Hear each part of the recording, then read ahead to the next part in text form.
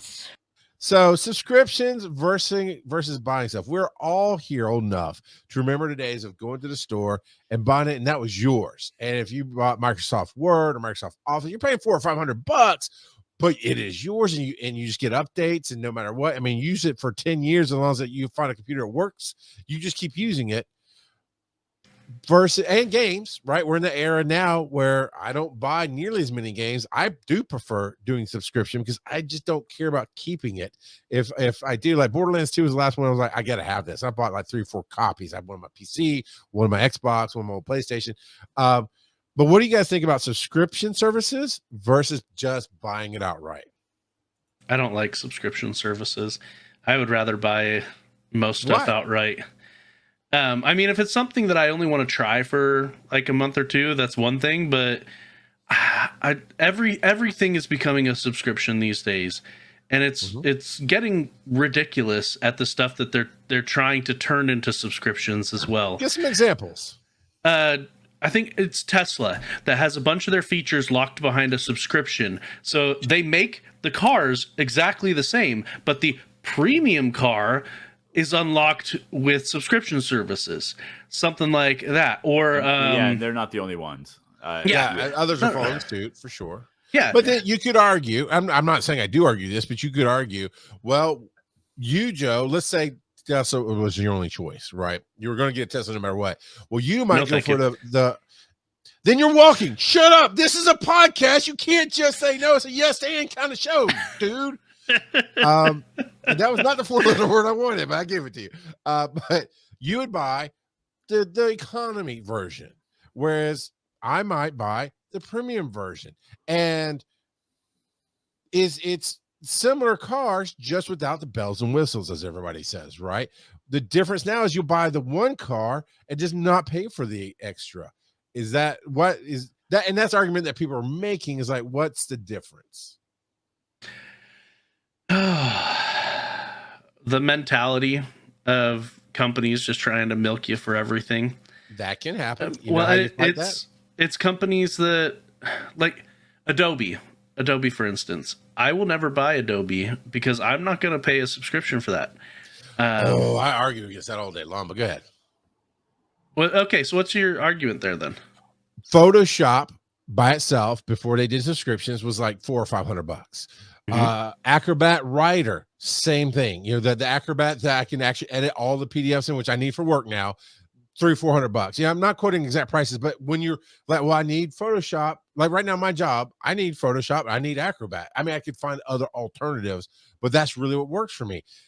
$50 a month. That's easy to do. Or they even have lesser ones. I think like with Acrobat, we pay $200 a year. $300 or $400 at $50 a month. That's less than a year. But 50 gets you everything that they offer.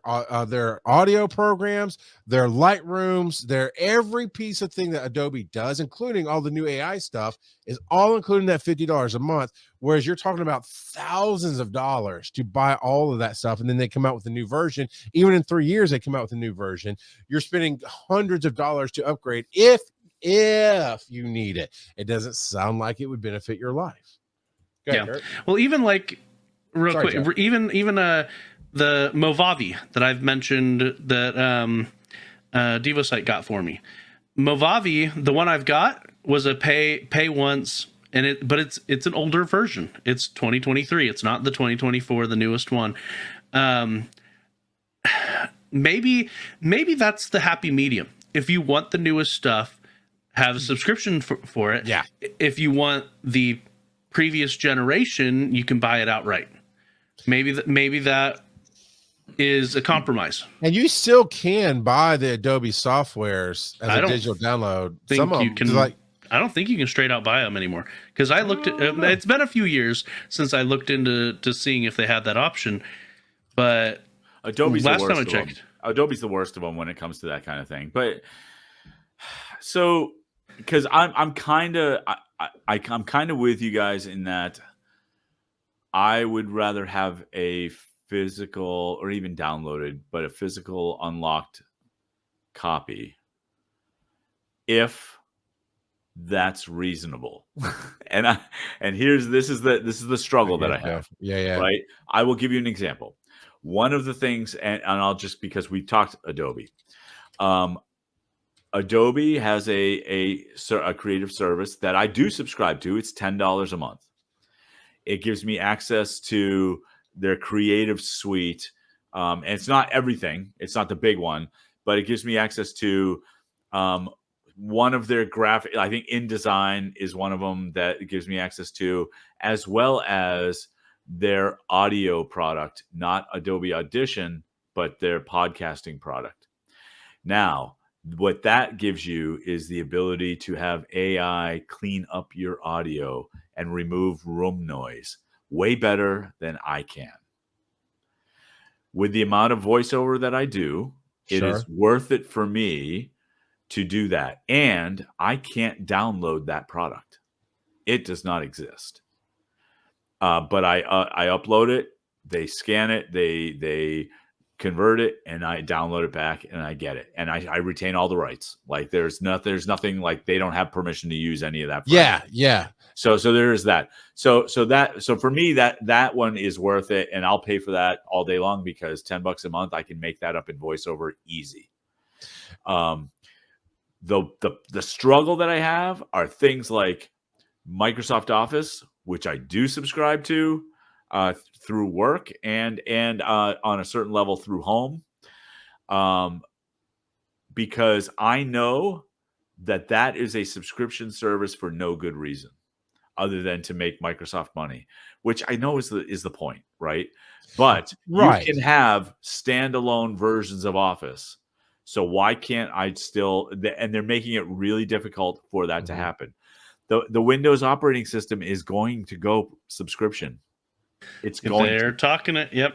They've been talking it for years. They've been holding off, but it's going to happen. Well, because they used to, even for the longest time, even for years after Apple made their OS free, Microsoft made you buy Windows 8, then 10, then whatever, 7, all that jazz, and you had to. And then I guess when it went to 10, from 10 to 11, then it became, you can just upgrade if you have a legit license. There were windows. You could do that from 7 to 10 and from 10 to 11. Okay, yeah. So, but it took that long for them to go, okay, we'll finally do what Apple's doing. Because Apple's like, we want you in our ecosystem buying our stuff. And that's a difference, too, between Microsoft and Apple. Microsoft licenses all their stuff out for the most part, and Apple builds all their stuff. Well, anyway, we'll get too deep on this. And I'll take the hits. I don't give a crap, because the other side of the Mac equation is that you can't do anything in their system without their involvement. So it's ridiculous.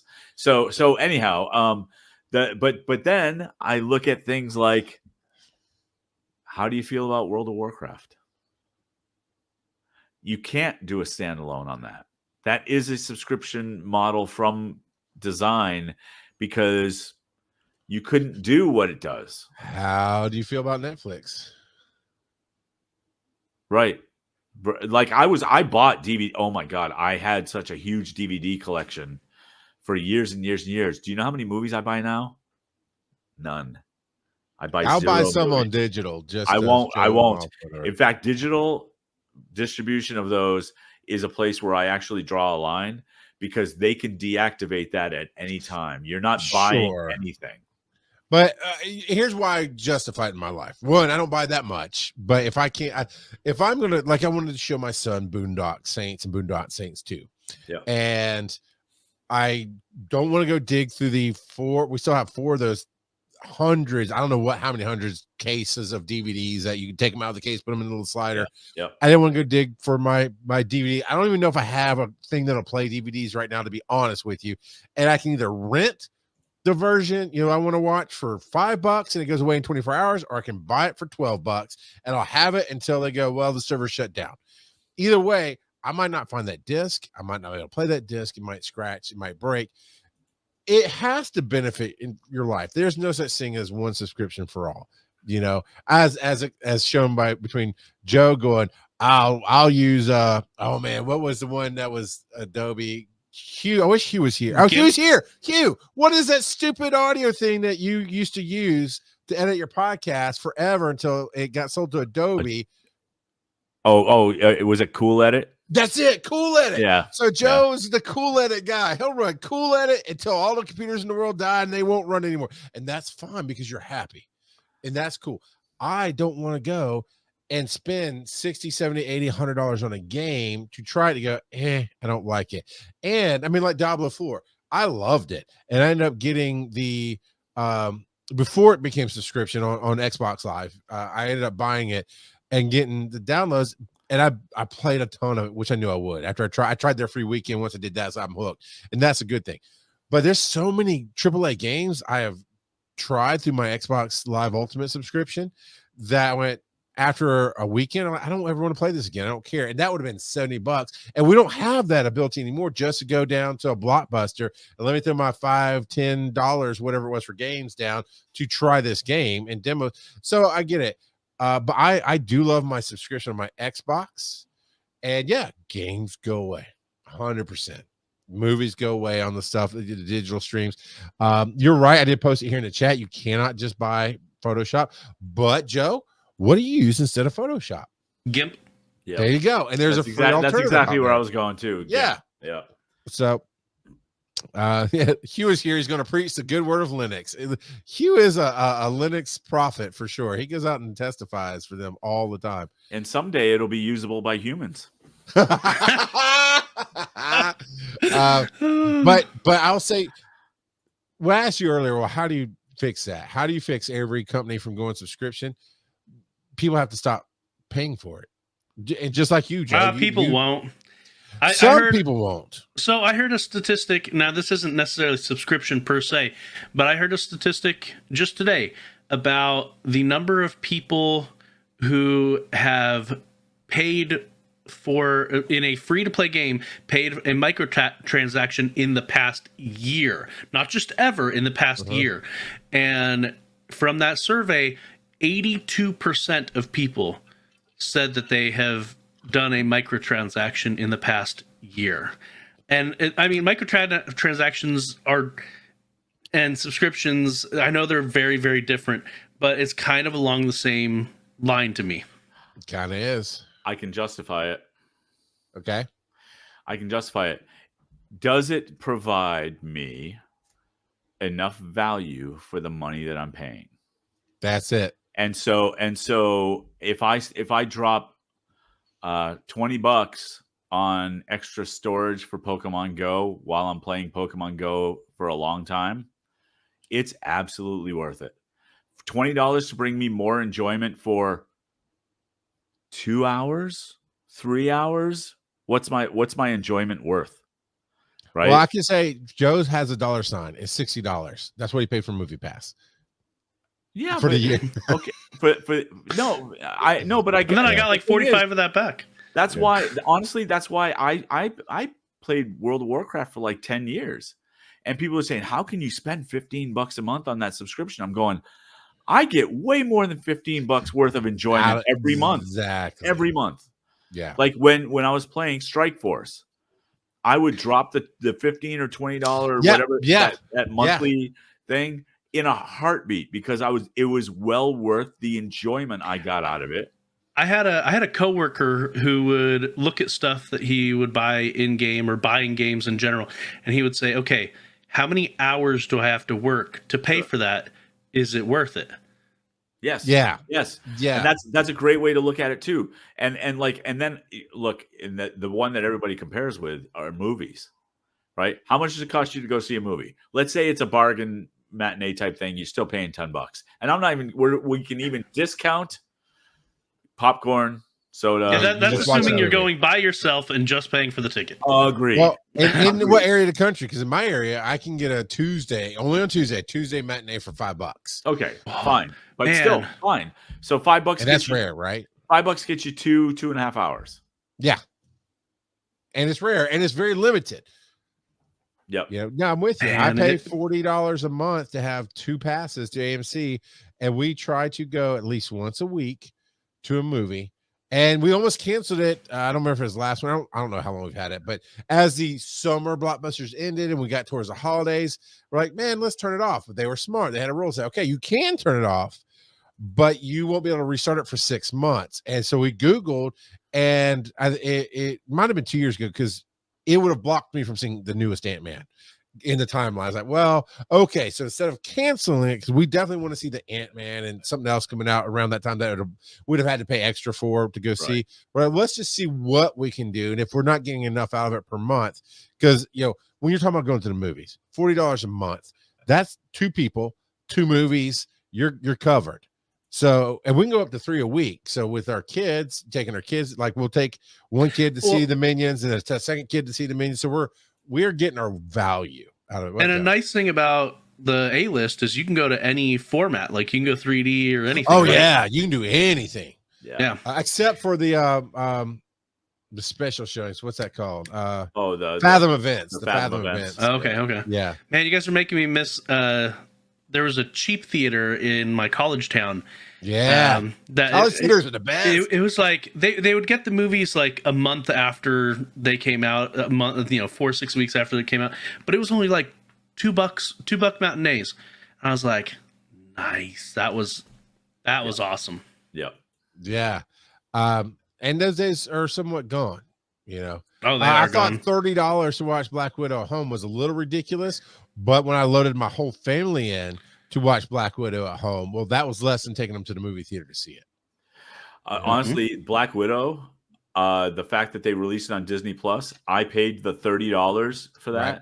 Mm-hmm. One, because the podcast allowed me to pause it whenever I wanted to, but also, I wanted to support that. I want to support at-home streaming of newly released movies. I think having to go to the theater, if it's not worth the event of the movie, then why am I bothering? Exactly. And that's, my theater has two Dolby theaters in it. And that's where I saw Deadpool and Wolverine, and it made a difference. When explosions happen, the seats rock somewhat because of how they have the sound set up, and it just was a little bit more immersive than a regular screen. But they put the effort in to the movie to make it a theater experience versus one of the screen and scenes was Fly Me to the Moon. It's not worth it in the theater at all. Yeah. So it does come down because Joe, you work for a subscription company, buddy. Technically speaking, I mean, it comes down to, are you getting the value out of it? I think that's really it. Now I heard it for insurance, you're not getting the value out of it. That's true. But people have posited the question is the word I'm looking for. If we're gonna do subscriptions to cars, what is it? There's seat heaters, but if you don't pay your subscription, the seat heater doesn't work, or where's it going to stop? There will find a balance. We've seen things come and go. Our phone systems, who pays phone companies hardly anymore, right? There are people who do that, but we all carry cell phones. That's a subscription service to be able to talk to people. We pay for our cell phones, but we get our value out of it. So I don't think we should knee-jerk and say no to subscriptions, but I mean, I would pay $20 a month to get food.